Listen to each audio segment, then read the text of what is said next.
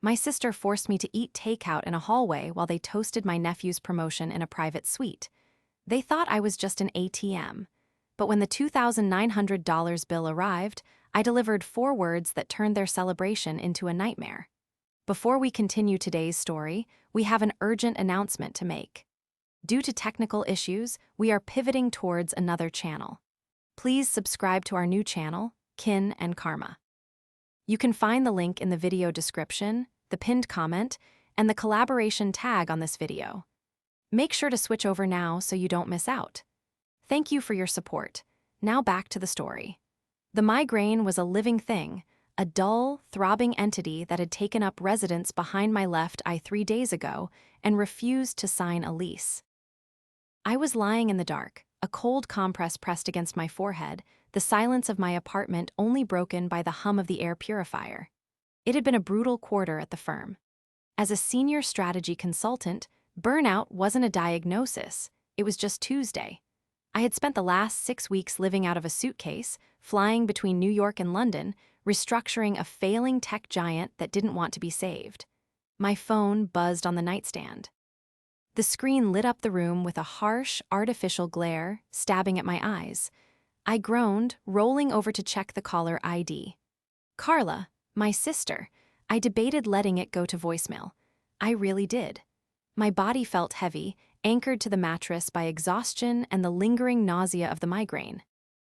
But the guilt, that old, familiar reflex ingrained in me since childhood, kicked in. Carla only called when it was urgent or when she needed money, usually both. Hello. My voice was a rasp, dry and weak. Mia, finally. Carla's voice was high-pitched, frantic, and far too loud for my current state. I've been trying to reach you all afternoon. Did you forget? I sat up slowly, the room spinning slightly. Forget what, Carla? I've been sick. I just got back from London yesterday. Oh, stop being dramatic, she snapped, dismissing my health with the same casual indifference she'd shown for the last 40 years. It's Cameron's big night. The promotion, we're celebrating at Orangery tonight. You have to be there. He's been asking for you. Cameron, my nephew. The mention of his name softened the edge of my irritation. Cameron was the one bright spot in the otherwise murky dynamic of my family. I had practically raised him while Carla was finding herself in her 20s, and later, when she was busy managing her social calendar while I managed her bills. He got the senior analyst role. I asked, a genuine smile touching my lips for the first time in days. He actually got it. Of course he did, Carla scoffed. He's brilliant, takes after his mother. Look, the reservation is for 7:30. Henry is driving us, so just meet us there. And Mia, dress up. This is a high-end place. I don't want you showing up in one of your pantsuits. I know what Orangery is, Carla, I said, rubbing my temple. I'm the one who introduced you to the owner, remember? Whatever, just be there. Cameron will be devastated if his favorite aunt flakes on him. She hung up before I could answer. I stared at the phone, the silence rushing back in. My head pounded in rhythm with my heart. I should have said no. I should have told her I was physically incapable of putting on heels and making polite conversation. But the thought of Cameron looking for me, wanting to share his victory with me, overrode the pain. I dragged myself out of bed. I popped 2 extra-strength painkillers and moved to my closet. I chose a sleek silk navy dress, understated, expensive, professional. I applied my makeup carefully, hiding the dark circles, masking the pallor of sickness with blush. I looked in the mirror. I looked like Mia the success, Mia the provider, not Mia the tired, lonely sister who just wanted to sleep. I didn't know it then, staring at my reflection, but I was dressing for an execution. My own. The physical pain in my head was nothing compared to what was waiting for me at that restaurant. The betrayal that was coming wouldn't just hurt, it would dismantle my entire understanding of family. The taxi ride to Orangery was a blur of city lights and nausea. I focused on my breathing, clutching the small, velvet-wrapped box in my purse. Inside was a vintage Omega watch, something I had bought at an auction 6 months ago, saving it for this exact moment. It was a congratulations gift for Cameron, a symbol of his entry into the professional world. a world I knew intimately. When the taxi pulled up to the curb, the restaurant glowed like a beacon of exclusivity. It was the kind of place where the menu didn't have prices and the waiting list was measured in months. I knew it well. I had entertained clients here for a decade. The maitre d', Jean-Luc, knew my favorite wine, my preferred table, and my aversion to cilantro. I stepped out, the cool evening air providing a momentary relief. I walked up the steps, expecting to see Carla, Henry, and Cameron waiting in the foyer. They were already inside. I gave my name to the hostess, a young woman I didn't recognize. "Mia, I'm joining the reservation for Carla." "Ah, yes," she said, her smile tight, almost pitying. "They are already seated in the private gold room. Please follow me."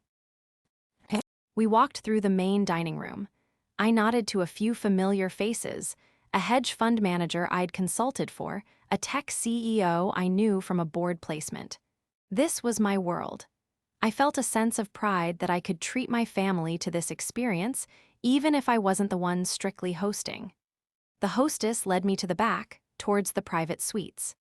But instead of opening the heavy oak doors to the gold room, she stopped just outside it, in a small, alcove hallway adorned with a decorative bench and a large potted fern. The door to the gold room was slightly ajar.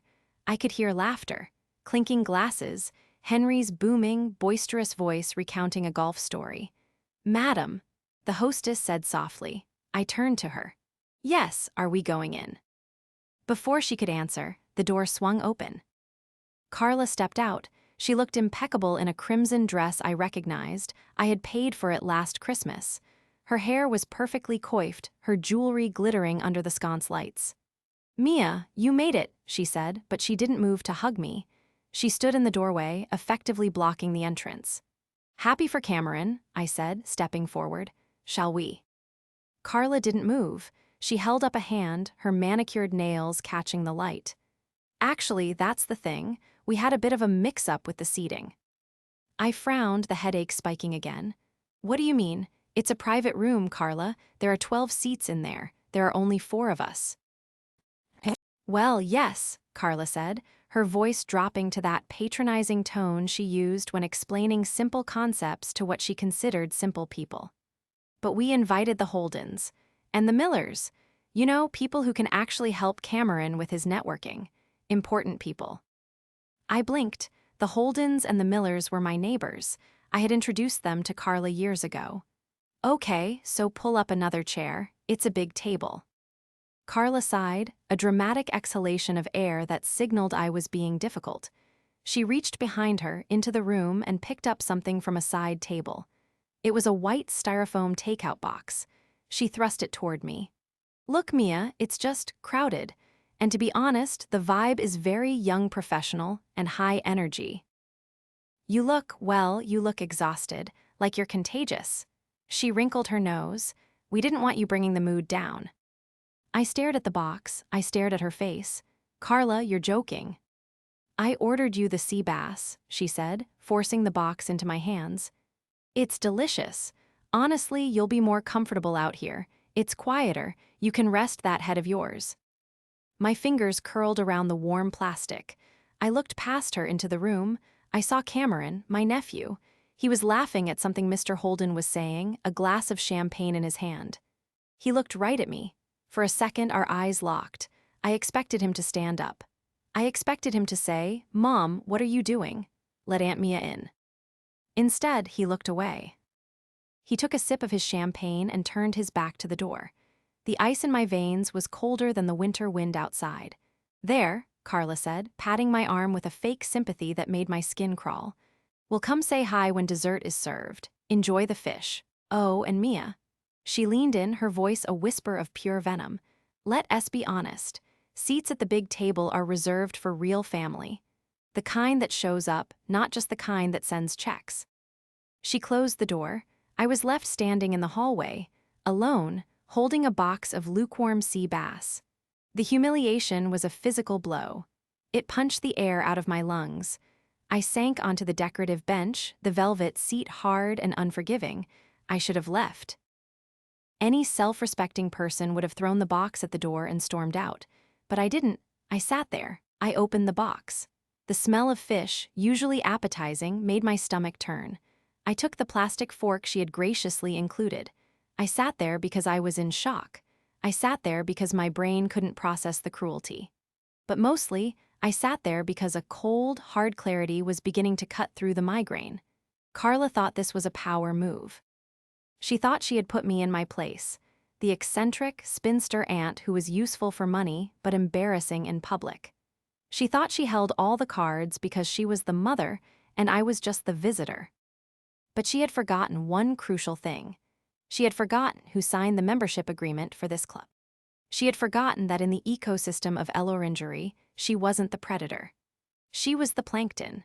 As I sat on that bench, listening to the muffled roar of the celebration I was paying for but not attending, the memories flooded back.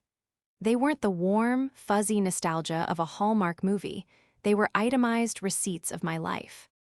I remembered being 24, fresh out of business school, eating instant noodles for dinner so I could send Carla money for rent because her modeling career wasn't taking off.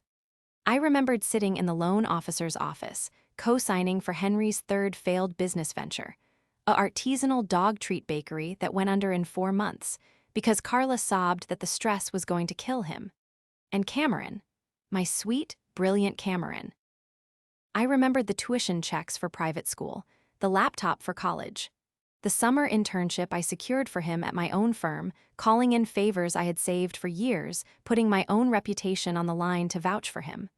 I had built the foundation they were dancing on. The door to the private room opened again. I stiffened, expecting an apology or maybe an invite.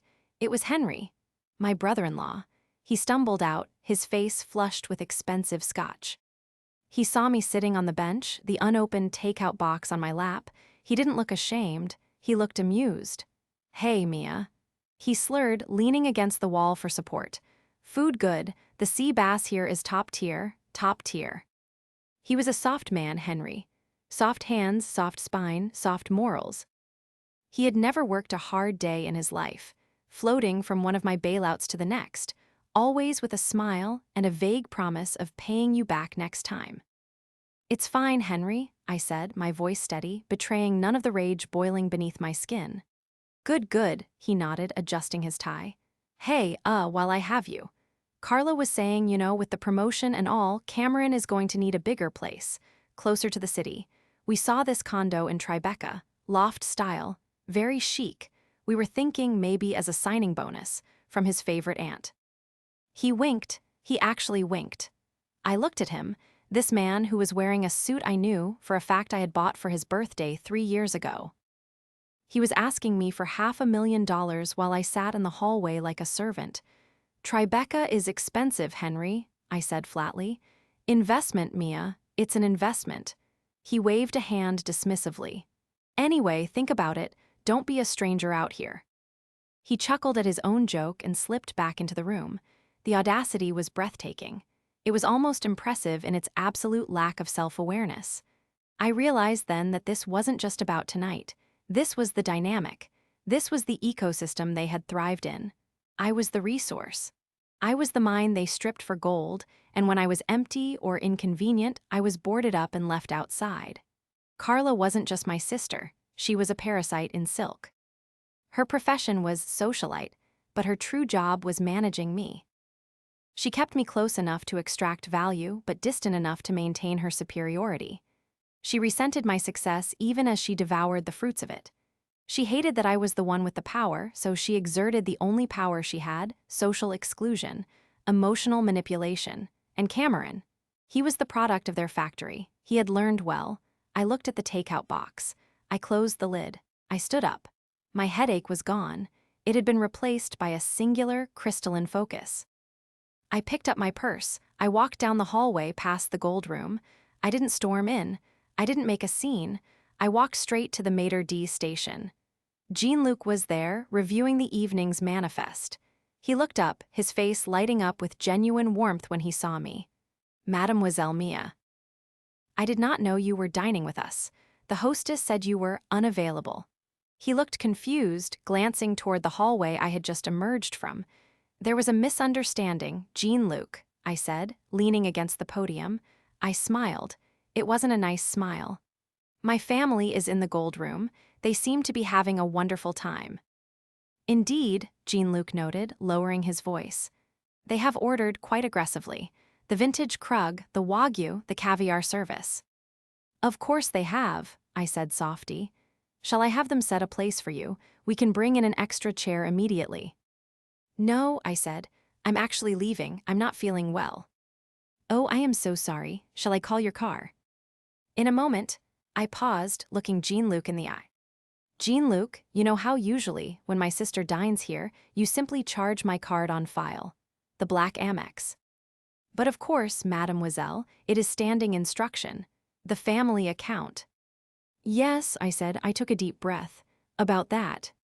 The conversation with Jean-Luc was swift, surgical, and silent. He was a professional. He understood discretion. He also understood the difference between a valued patron and a freeloader. I am canceling the standing instruction, Jean-Luc, I said, my voice low but firm. Effective immediately, for tonight and for all future visits. Jean-Luc blinked, his pen hovering over the ledger. Are you certain, mademoiselle? The bill, it is already substantial. I am certain, I replied. The card on file is not authorized for this table. Tonight they are paying for themselves. He looked at me, really looked at me for a long moment. He saw the fatigue in my eyes, the slight tremble in my hand that I was fighting to control. He nodded once, a sharp, decisive movement. Understood. I will remove the authorization. The bill will be presented to the table directly. Thank you, Jean-Luc. I turned to leave but stopped. Actually, Jean-Luc, one more thing. Yes. Do you still have that table available? The one by the window in the main dining room? The one I usually prefer.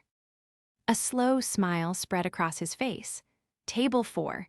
It is always available for you, mademoiselle. Excellent, I said, handing him the takeout box Carla had shoved into my hands. Please dispose of this. I'll be dining in tonight.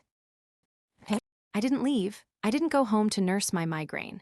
Instead, I walked back into the main dining room, head held high, and took my seat at the best table in the house. I ordered a glass of Sancerre and the lobster bisque. I sat there, in full view of the hallway leading to the private suites, and I waited. While I ate, I pulled out my phone. The headache was gone, replaced by a cold, calculating clarity. I opened my banking app. I opened my email. I began to dig. I had been so busy with work, so trusting a family, that I had let things slide. I had let Carla manage some of the shared family expenses. I had let Henry borrow the corporate card for emergencies. I scrolled through the statements. The emergency charges were staggering. A business trip to Miami that coincided perfectly with Art Basel. Office supplies that were clearly from a high-end electronics store. And then, the kicker. A recurring monthly transfer from my account to a consulting LLC I didn't recognize. I did a quick search on the LLC name.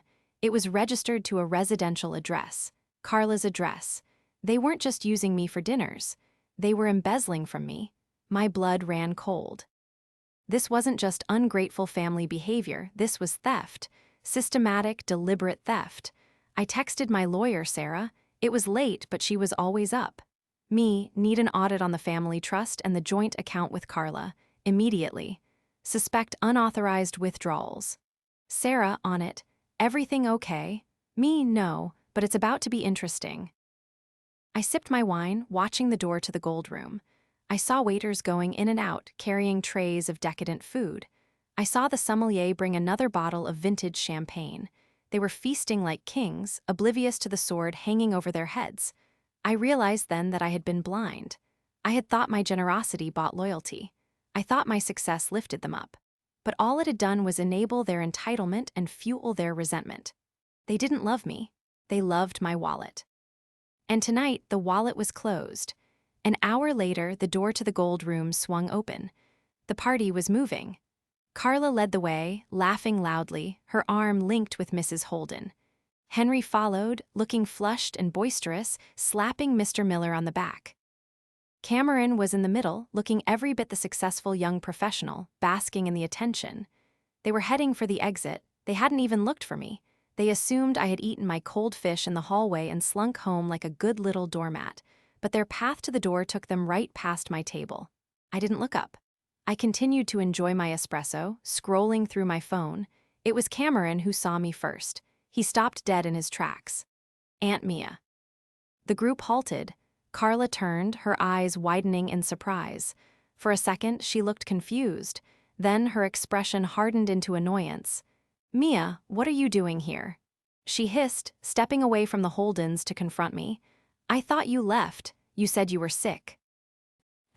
"I felt better," I said calmly, setting down my cup.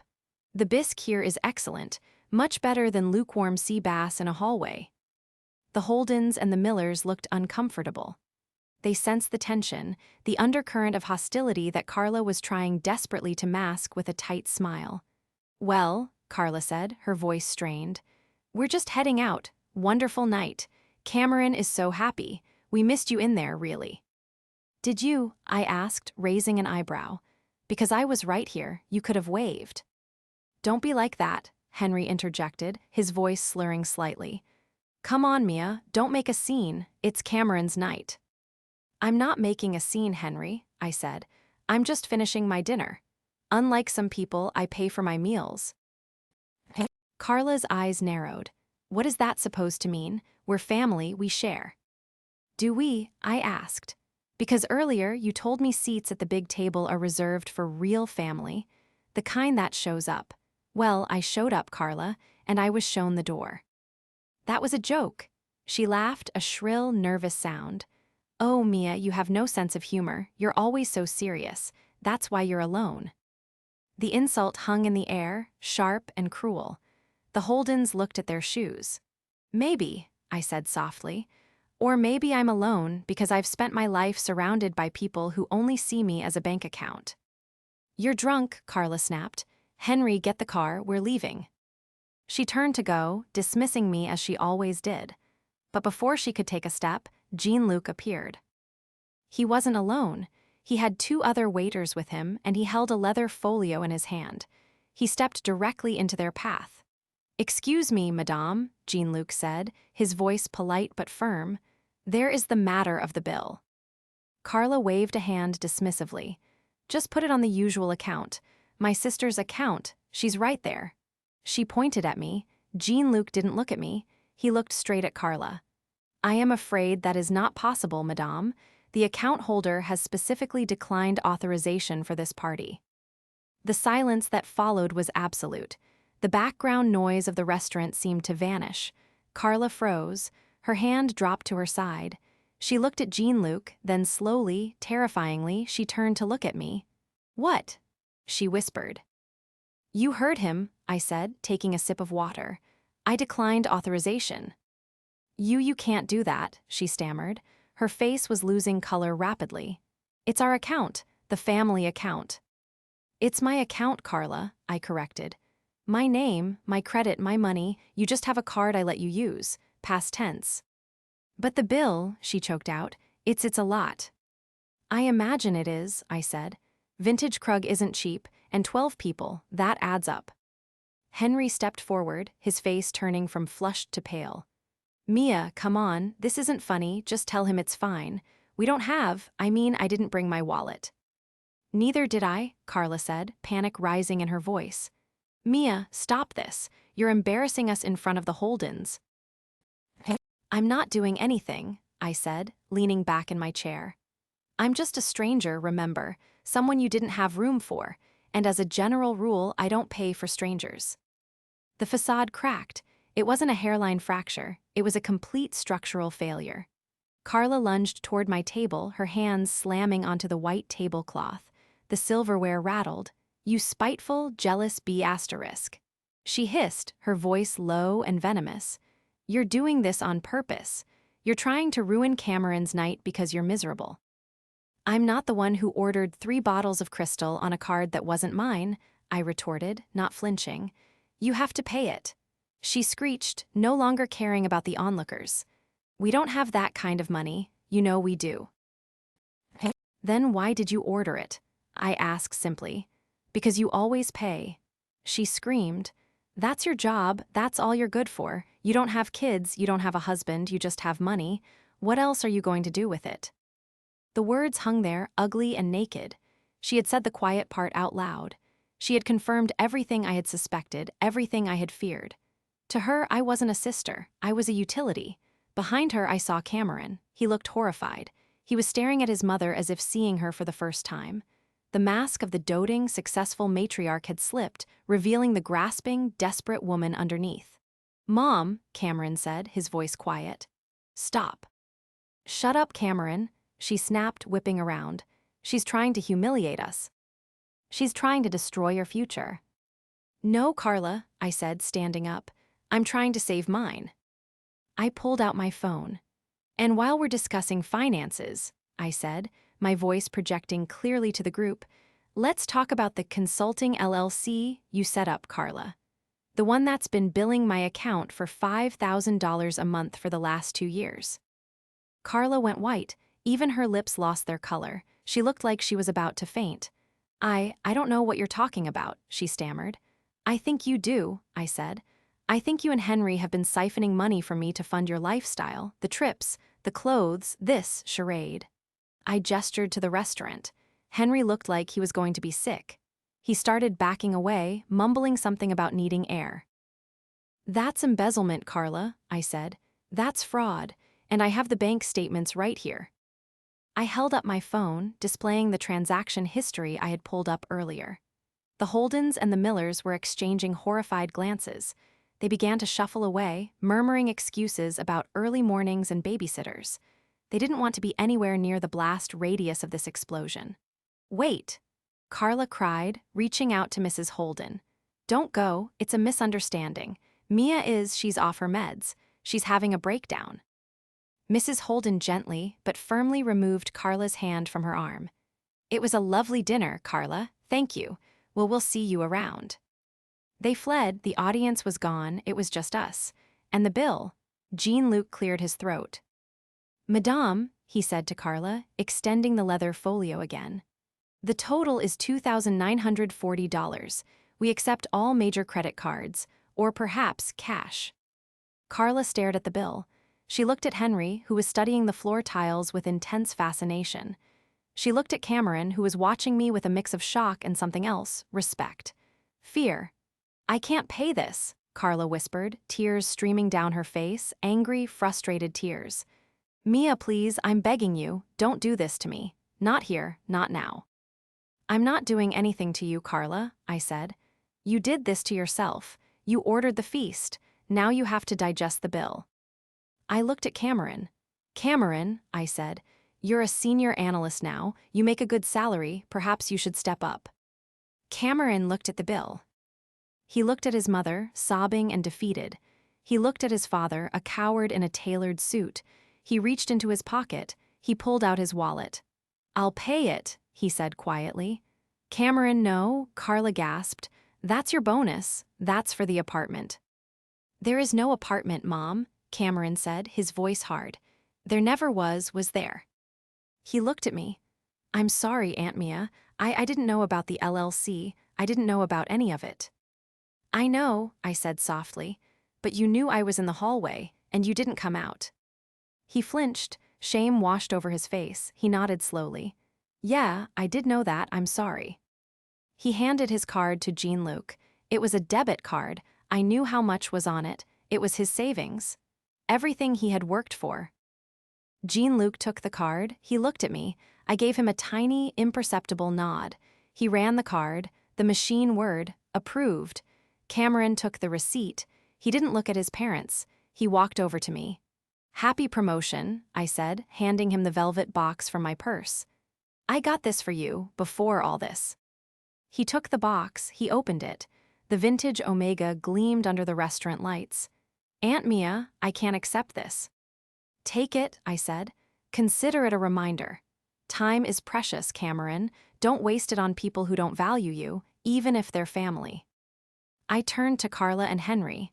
They were broken, exposed.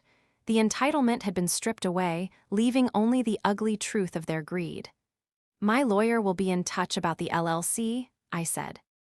"I suggest you find your own. You're going to need one." I signaled to Jean-Luc. "My car, please."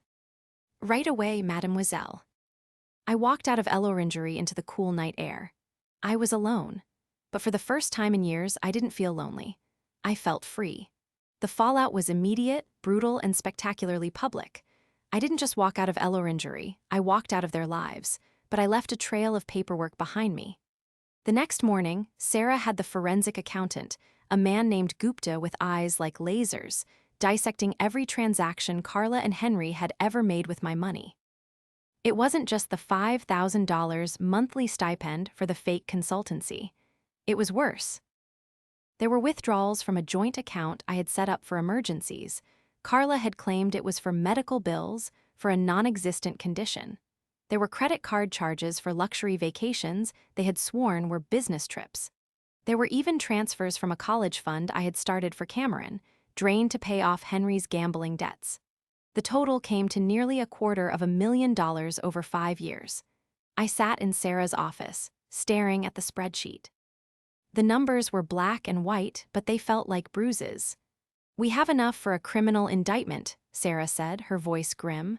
"Fraud, embezzlement, grand larceny. We can go to the police today." I looked out the window at the city skyline. I thought about Cameron. I thought about the boy I had held when he was born, the young man whose hand had shaken as he paid that dinner bill. "Not yet," I said. "First, we have a family meeting." I called it for Sunday brunch. Neutral ground, a quiet bistro uptown. I invited Carla, Henry, and Cameron. I told them it was about reconciliation. They arrived looking wary but hopeful. Carla had clearly spent hours on her appearance, trying to project an air of injured dignity. Henry looked hungover. Cameron looked tired, the weight of the world on his shoulders. I waited until the coffee was served. Then I placed a thick manila envelope on the table. "This," I said, tapping the envelope, "is the audit report from my forensic accountant." Carla's hand froze halfway to her water glass. Henry choked on his croissant. "It details every single unauthorized withdrawal, transfer, and credit card charge you two have made in the last 5 years. I continued, my voice steady. "The total is $248,000. Silence, thick, suffocating silence. "Mia," Carla whispered, her face pale, we can explain. It was investments, loans, we were going to pay you back." "Stop," I said, "just stop. There are no investments, there is no consultancy, there is only theft." I looked at Cameron. He was staring at the envelope, his jaw tight. "Did you know about the college fund, Cameron?" I asked softly. He looked up, his eyes wide. "What?" "The fund I started for you when you were 10. It had $50,000 in it. It's gone." Carla let out a small, strangled sob. "We had two. Henry, he was in trouble. We didn't want you to worry." "So you stole from your son?" I asked. Cameron stood up. His chair scraped loudly against the floor. He looked at his parents with a mixture of horror and disgust that I will never forget. "Is that true?" he demanded. "You took my college money." Henry stared at his plate. Carla covered her face with her hands. "Answer me," Cameron shouted, slamming his hand on the table. "Yes," Carla wailed, "but we did it for the family. We did it so we could keep the house, so we could give you everything." "You didn't give me anything," Cameron yelled. "Aunt Mia did. She paid for school. She got me the internship. She bought me the watch. What did you give me? Debts, lies." He turned to me. "Aunt Mia, I didn't know, I swear." "I know," I said. "Sit down, Cameron." He sank back into his chair, shaking.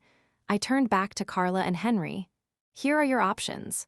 Option A, I go to the police. You will be arrested. You will be charged with grand larceny. You will likely go to prison."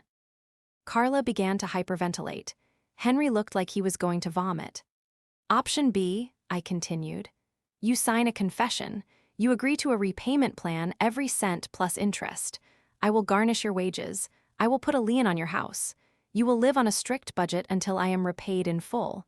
And you will have zero access to Cameron's finances or mine, ever again." I pushed the document across the table. "Choose." They signed. They didn't even read it. They just signed, their hands trembling, tears streaming down Carla's face. It was the end of their reign, the end of the illusion, The aftermath was quiet but profound. Carla and Henry sold the big house in the suburbs and moved into a small apartment. They both got jobs, real jobs. Carla as a receptionist, Henry in sales. It was a humiliating step down for them, but it was honest work. The checks started arriving in my account every month. Small, consistent payments. It would take them decades to pay me back, but that wasn't the point. The point was accountability. I didn't see much of them after that. The holidays were awkward, brief affairs. The warmth was gone, replaced by a polite, distant civility. But the toxicity was gone too. Cameron was a different story. He moved into a small studio in the city, refusing to take any more money from me or his parents until he had built his own savings back up. We met for dinner every Tuesday. Real dinners. Not at El Orangery, but at quiet little places where we could talk. He wore the Omega watch every day. He told me he looked at it whenever he felt unsure, whenever he felt pressure to be something he was. It reminded him of the night he stood up. The night he chose integrity over entitlement. One evening, about 6 months later, we were sitting in a park, watching the sunset.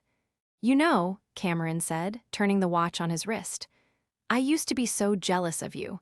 Mom always said you were lucky, that everything just happened for you." I laughed, a genuine hearty laugh. Lucky. Cameron, I worked 80-hour weeks for 20 years. I missed weddings. I missed birthdays. I built my life brick by brick. "I know that now," he said. "I see how hard you work, and I see how empty they are." He paused. "Thank you, Aunt Mia, for everything, for the school, for the job, but mostly for forcing the truth, even if it hurt." "Truth usually does," I said, "but it heals cleaner than a lie." He smiled. "You were right, about the seats." "What seats?" "At the table, you said you don't pay for strangers, but you do pay for family, real family." He reached into his bag and pulled out a small box. Inside was a simple silver bracelet, not expensive but tasteful. "I got my first bonus," he said. "The real one. I wanted you to have this." I took the bracelet, I put it on. It felt heavier than the Rolex I usually wore. It felt like love. "It's beautiful, Cameron," I whispered, blinking back tears. "It's for the woman who taught me what worth actually means," he said. We sat there as the sun dipped below the horizon, painting the sky in shades of gold and violet. I had lost a sister in a way. I had lost the illusion of a happy, perfect family, but I had gained something far more valuable. I had gained respect. I had gained peace, and I had gained a nephew who finally saw me, not as a resource, not as an ATM, but as a person, as family. And that, I realized, was worth every penny.